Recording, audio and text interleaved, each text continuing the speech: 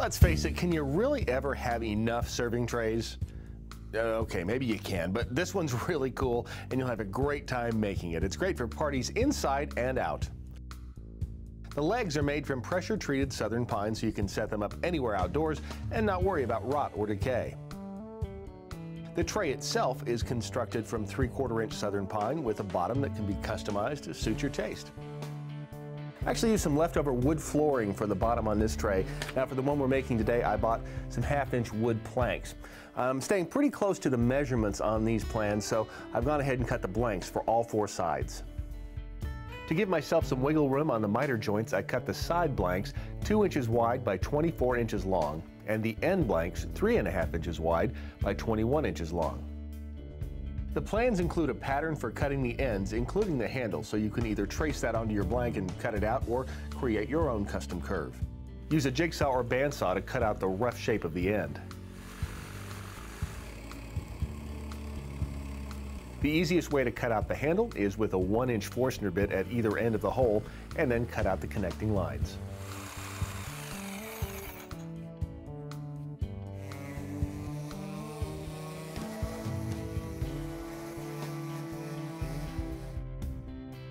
Next, we'll cut the slot along the bottom inside edge of all 4 sides of the bottom. It needs to be just a bit wider than the bottom material is thick to allow for expansion and contraction. You can use a slot cutting bit on the router table or just make several passes on the table saw.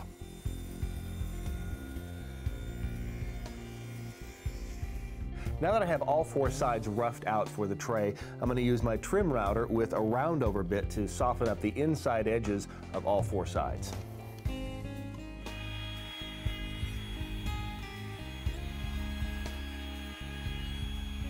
You can use the roundover bit on both sides of the handle opening at this point.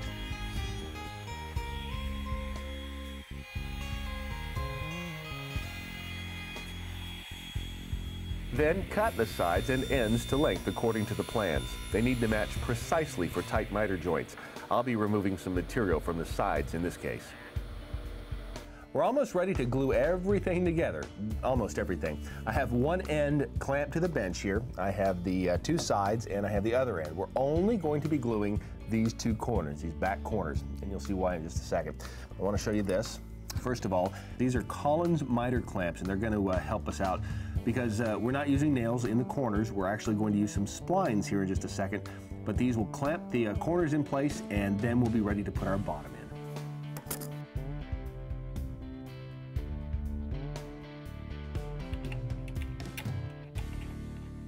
Even though we're not gluing the other end at this point, we'll be clamping it in place just to keep the frame square.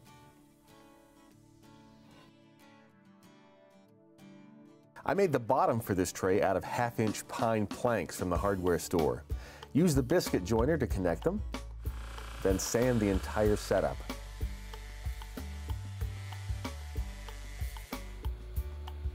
Trim it to size on the table saw.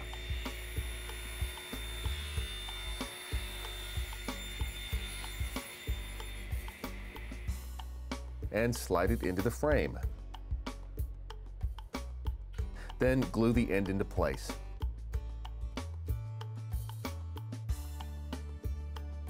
Once the glue is dried, use the roundover bit on the outside edges. This way the transitions from side to side will be close to perfect.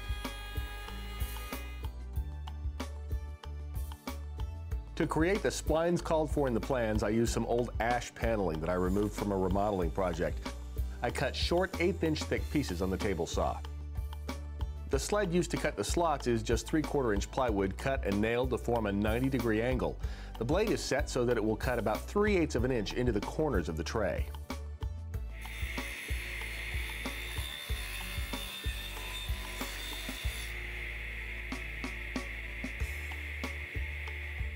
Once the slots are cut, glue the splines into place.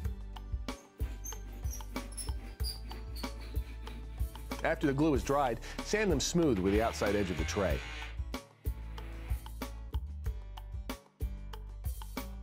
Here is the stand for the tray, and here's how it works.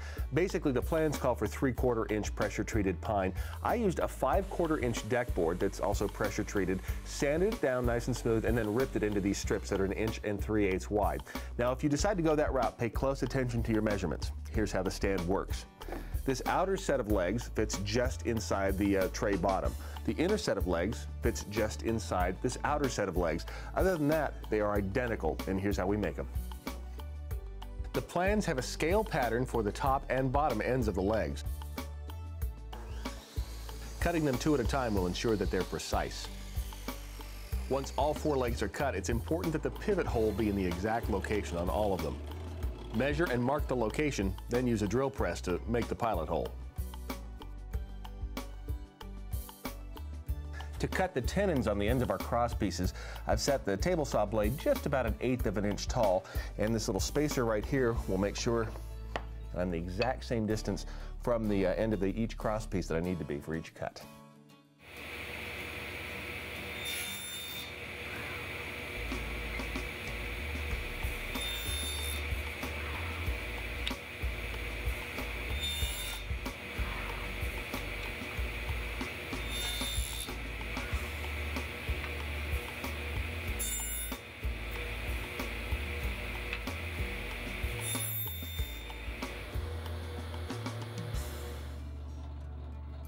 For the mortises, use a 3/8 inch drill bit and drill holes 3/8 of an inch deep. Forstner bits are great for this step since they leave a nice flat bottom.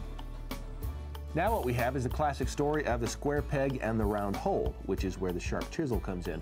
We'll square off the shoulders of the mortise here, and we'll be all set to put together our stand.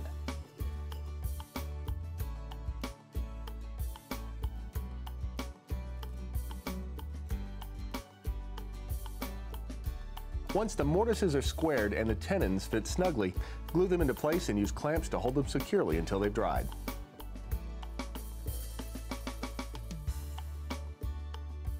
Now once the narrow side and the wide side are done, all the glue is dry, it's time to hinge them together. Now the plans call for that nice decorative bolt that passes through. What I've done is just used a T-nut and a decorative bolt here along with a washer. Now the washer I'm going to set between the 2 sides and then go ahead and slide that decorative bolt through. And you can do this pretty much any way you want to. If you just want to use a bolt and a nut, that's fine. This is completely up to you. I would recommend though that whatever method you decide on, that you go ahead and paint or stain this before you put it together. It just makes it a little bit easier.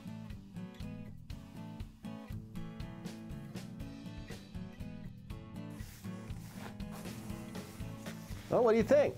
Not bad for a couple days in the workshop, huh? Best thing I think is the fact that because these are pressure treated southern pine here on the bottom, you can set this anywhere out on the patio or deck, not worry about dampness on the ground. And this is a really nice looking tray. Just needs a coat of paint, maybe a coat of varnish. All I need are a few friends so I can have a party and serve them up. Thanks for watching, and remember, realoutdoorliving.com for more great woodworking projects. Wood, it's real.